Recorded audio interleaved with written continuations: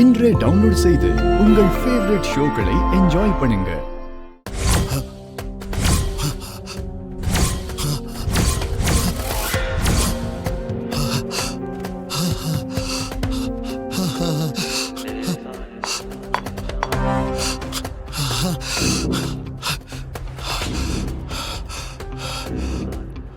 என்னாச்சு சேதுபதி? ஏன் இந்த அர்த்த ராத்திரியில பதறி அடிச்சு எதிர்க்கிற? கெட்ட கனவு ஏதாவது கண்டியா? இல்ல சாமி, கெட்ட கனவெல்லாம் இல்ல. சொல்ல தெரியாத ஏதோ ஒரு நடுக்கம். எங்க ஊர் தெருவுல எங்க கோவில் முன்னாடி நான் நடந்து போயிட்டு இருக்க மாதிரியும், நான் போனதும் கோவில் கதவு திறக்கிற மாதிரி ஒரு கனவு. நீ கட்டின கோவில் தானே? ஆமா சாமி, எத்தனை நாளா ஊரை பத்தின எந்த யோசனையும் இல்லாம இருந்தனா, இப்ப அந்த அம்மனே என்ன பார்க்கவான்னு கூப்பிடுறா. நான் எங்க ஊருக்கு போகணும். சேதுபதி, நிதான சேதுபதி. நீ இப்ப இருக்கிற நிலைமையில இங்க இருந்து கிளம்புறது அவ்வளவு உத்தமம் இல்ல.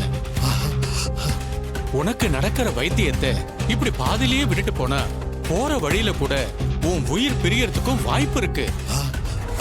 3 மாசம் நீ தாங்கறதே கஷ்டம்னு அந்த வைத்தியரே சொல்லிட்டாரு.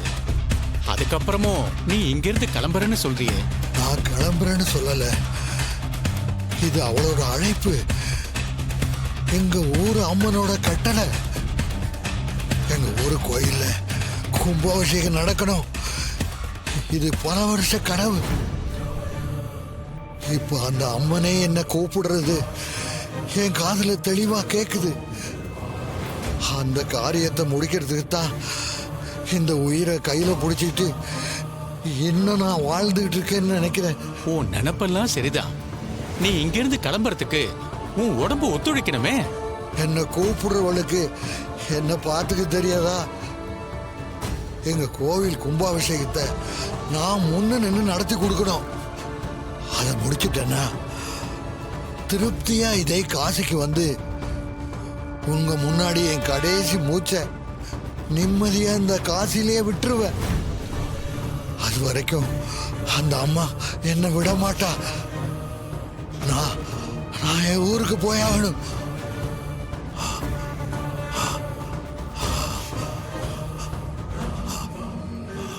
நீ சொல்ற மாதிரி உன் தெய்வத்துக்கிட்டே இருந்து உனக்கு அழைப்பு வந்திருக்குன்னா அதை தடுக்க நான் யாரு?